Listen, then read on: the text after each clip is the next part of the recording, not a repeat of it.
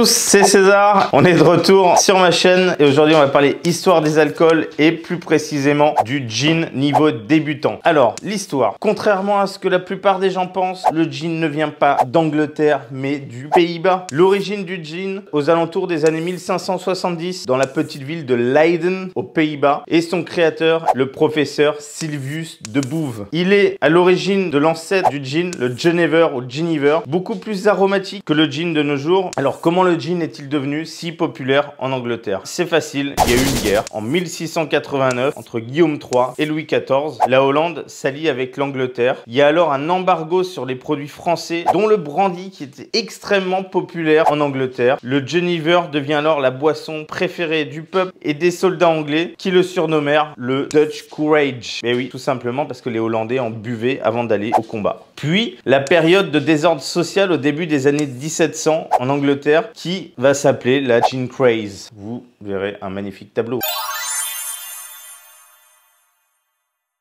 Après, il y a eu la prohibition de 1920 à 1933, tout ce qui était la période des bathtub gins, qu'on distillait les gins dans des baignoires qui étaient souvent en cuivre à l'époque.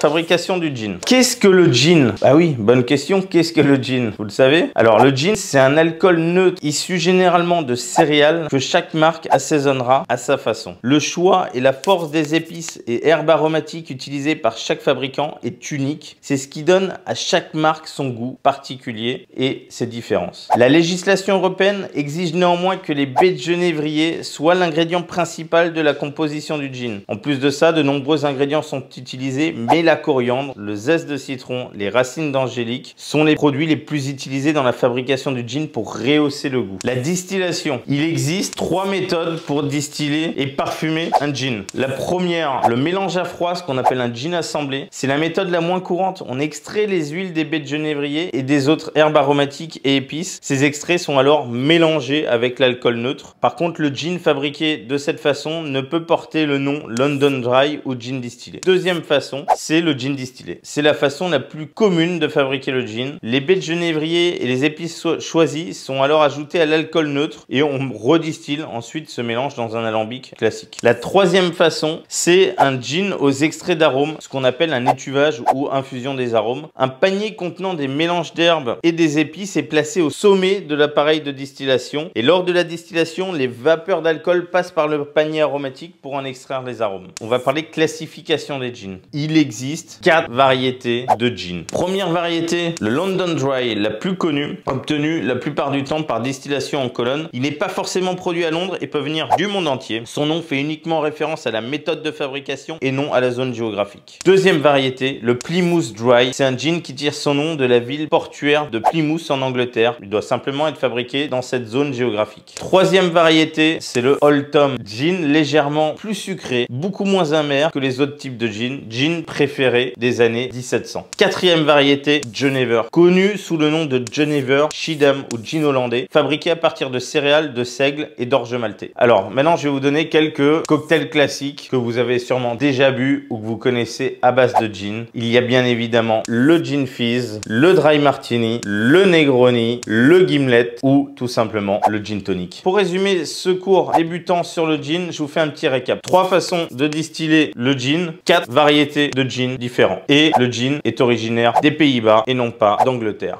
C'est pas compliqué. Et voilà, vous savez au moins les bases du gin, comment c'est fait, d'où ça vient. Merci à vous d'avoir suivi ce cours gin niveau débutant. N'oubliez pas d'aller liker et de partager et même de s'abonner à ma page. Ça me fait toujours extrêmement plaisir. Et on se retrouve bientôt pour une nouvelle histoire, un nouveau cours. Allez, moi je vais à la récré, c'est l'heure. Salut!